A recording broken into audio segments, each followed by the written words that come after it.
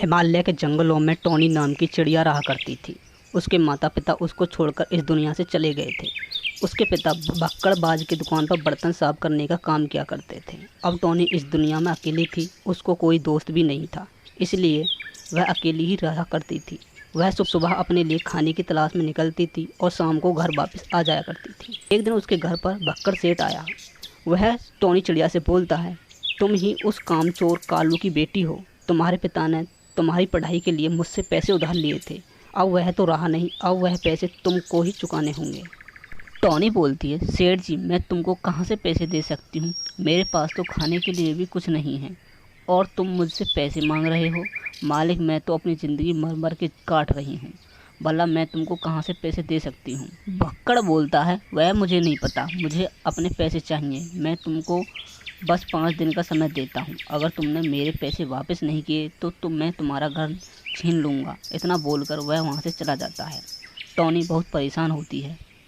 वह सोचती है, मैं क्या करूं? मेरे पास तो फूटी कौड़ी भी नहीं है जो मैं उस सेठ को दे दूं। अगले दिन टॉनी कुछ काम की तलाश में निकल जाती है, पर उसको कहीं भी काम नहीं मिलता। वह थक हार कर अपने घर वापस आ जाती है और सोचती है कि अब मैं कैसे सेठ को पैसे वापस चुकाऊंगी।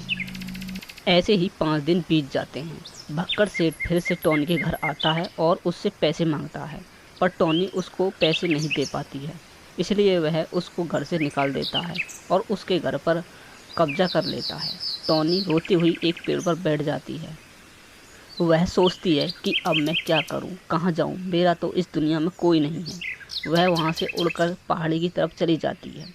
वह उड़ते उड़ते काफ़ी दूर आ जाती है। तभी उसको एक गुलाब का घर दिखाई देता है।